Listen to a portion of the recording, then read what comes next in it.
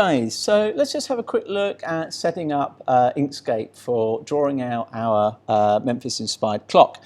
When you open up a new file in Inkscape, you're going to see a page like this. Obviously you can pinch and zoom on your trackpad to sort of zoom into that, but there's also some handy features. You can also pan with sort of two-finger move left to right or up and down, and all these sort of usual things you might do with your trackpad. But there's a really useful button up the top here, which is just about zooming your drawing to the window and putting it in or fitting it in the center of the page. So that's a handy thing to use just there. All right. Sometimes you can end up sort of, you've zoomed it and you've lost it, and it's like, well, where on earth is stuff? I don't know where things have gone. So you can just revert back to that. Okay, so let's get on and draw up the outlines for our clock. What I suggested was that you start with a rectangle that represents the base. Now, it doesn't matter where you draw, as long as we move it onto the page when we want to sort of print and things like that. So there's a rectangle. It's kind of the proportion of the vertical part of the stand. But what I need to do is just check the size of that. And it's telling me up here what the measurements are, okay, which actually is pretty close, but it's supposed to be 80 on that one. So let's go ahead and put in 80 there. And it's supposed to be 140 high. So let's go ahead and type that. So that rectangle should now be the correct size. And let's go ahead and put it on our page. I'm going to put it sort of towards the bottom or slightly lower than center, and you'll kind of see why in a moment. The next thing I want to do is I want to have a second rectangle, or more like a square this time, okay, or it is a square, and this is going to be 150 by 150. Now, this isn't an absolute size. You can expand it slightly, but 150 is fairly big for a desk clock already, okay? So I wouldn't go too sort of crazy in terms of where how you size this. So I'm going to do something like that. Now, what I then want to do is I want to position this so that it's sort of nicely in the center of what I've got here. So on the side down here, I've got all these little icons refer to, or most of them anyway, refer to snapping. And snapping is where the program, Inkscape, will help you try and sort of line things up center to center or corner to corner. So first of all, you need to make sure this main one is on, which is enable snapping. And you'll see that when I click on that, some of my buttons are already illuminated, okay? So it's already going to snap nodes and paths. It's already going to snap to rectangle corners and that. But there's a couple of other useful ones. This one here is good to have. It snaps centers of objects. So you can see I've now turned it on. That one wasn't automatically on. I'm going to turn that one on. I think I've got another one which is like midpoints of lines. That's quite a good one to have. To be honest, you go ahead and snap them all if you like. Okay. This is its rotation center. So all that's going to happen is that when you now go and move things, you're going to see that it's now sort of skipping about and it's trying to find things that it can align. There, obviously, it's doing corner to corner. Here, it's doing midpoint to midpoint. There, it's doing the midpoint to the center. So it's kind of a useful thing to have. What I'm going to do is I'm probably going to go center to center like so. And then I want to move that up. Okay, so I'm just going to use my arrow key and trundle that up there so that what I don't want, I don't mind it overlapping my clock overlapping the stand at the top, but if it overlaps at the bottom, that's obviously going to be a little bit of a problem. Okay, so there you go. This is just outlining the sort of the frame, if you like, into which I'm going to place my clock. And this represents the size of the stand, so I can see the proportions of things. What I'm now going to do is I'm going to just draw in another line, and this line is going to represent where the hole needs to sit in the middle of my clock for the mechanism. So I'm going to come over to the left and draw the line tool. And you can see again, it's snapping to the center of things, okay? And it's also sort of snapping to vertical for me, or in fact, I think it's snapping to the center of that bigger square, isn't it? So I can go ahead and press enter oops, I didn't click, sorry, my bad. Let's try that again. Click, click, and press enter to finish the move. So now I've got a line there. What I want to do with that line is just check the size of it. And I can do that by coming up here, and it's telling me that line is 39.3. And I've just, how annoying, I'm just forgetting what that size is supposed to be. I think it might actually be 40, but I will check that with you, okay, or I will check that and let you know. So that puts in a line that's 40, and the purpose of that line is just so that I can then draw my circle, which is going to represent the hole for my clock mechanism, and the hole wants to be 9 millimeters. Okay, so just have a look.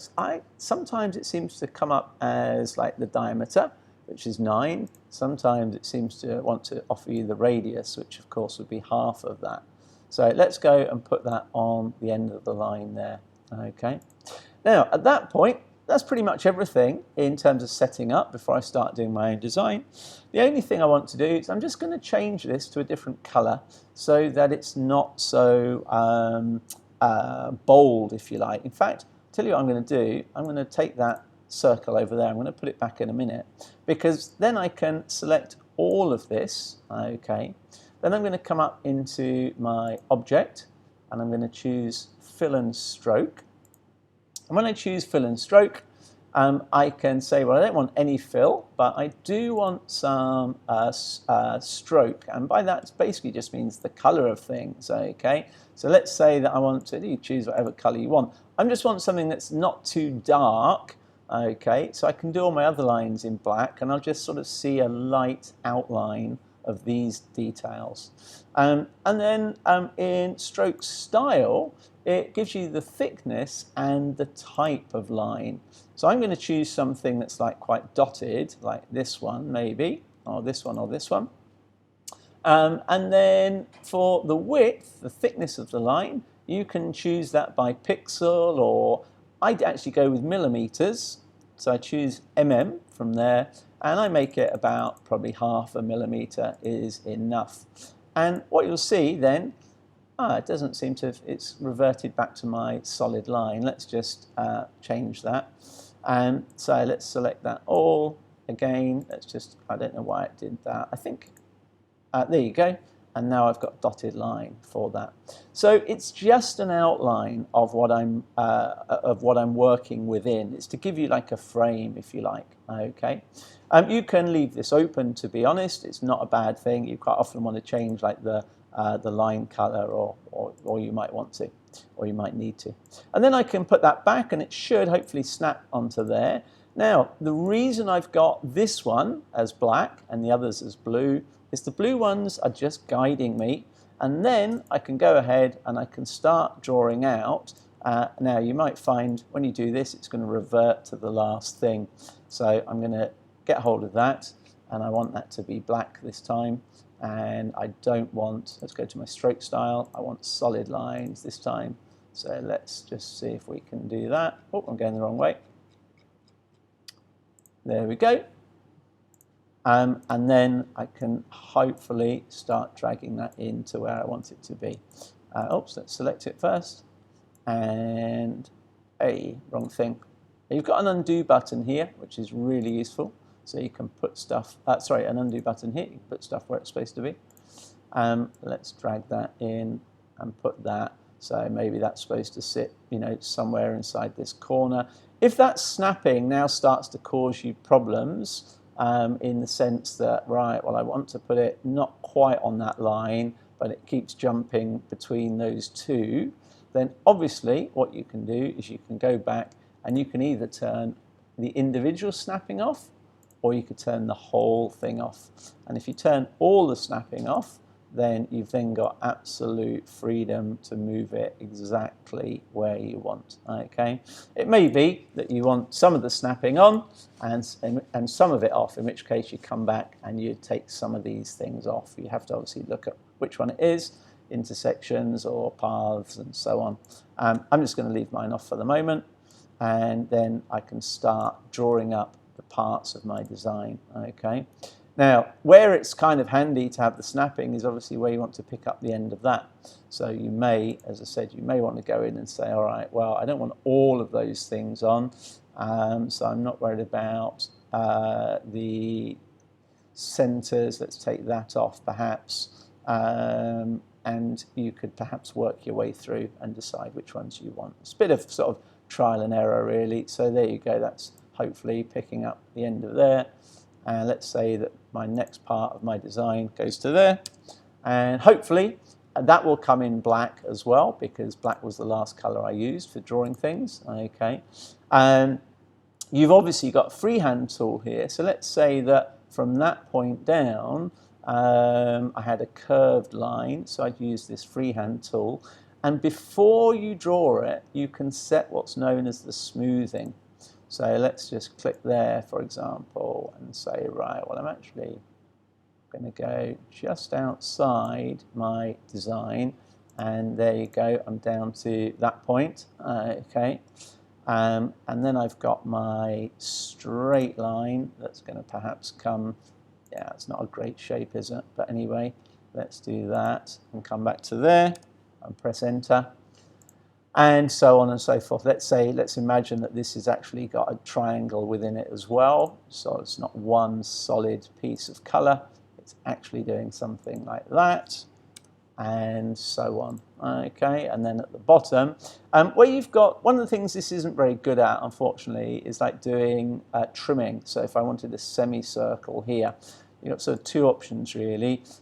You can choose an entire circle, so, and obviously you can check it's circular by the measurement. So let's say make that 45 by 45. And then you could drag it in and put it in position where you wanted it to be. That's obviously snapping to a line. So again, you could turn your snapping off if you wanted. But you may actually want, you may actually want each of those segments to be a different color, but you may not also. Okay, unfortunately what we can't do is, let's say you wanted that to be a complete rectangle rather than part of a rectangle and part of a circle. It's really hard in this to trim these lines, unfortunately. There's no easy way of doing it. So what we can do when you print your design out and are then cutting your pieces, obviously we can sort of just scrub these lines out and ignore them basically. Okay. And that's pretty much it. I'm just going to change the size of that. I think that might look better. I've gone slightly outside my frame, as you can see, but I said all along, you know, that blue box, that is going to be fairly large, you know, so don't go crazy outside that box. Otherwise things will soon get pretty big. And then finally, we haven't talked about saving. Saving's really important, and it's a good idea to do it sooner rather than later. Okay. And you can save it as an Inkscape SVG. I would probably just put that on my desktop, and obviously give it a name that makes sense. So I'm going to call mine Mr. Wilson, year 8, Memphis clock. So it's always a good idea to give it a name that makes sense, that I'd understand, Mr. Mike would understand. Obviously, if everyone calls their work my thing or my design, we end up in a muddle very fast. Okay, so let's go ahead and save that, and there you go. We're well on our way. Well done.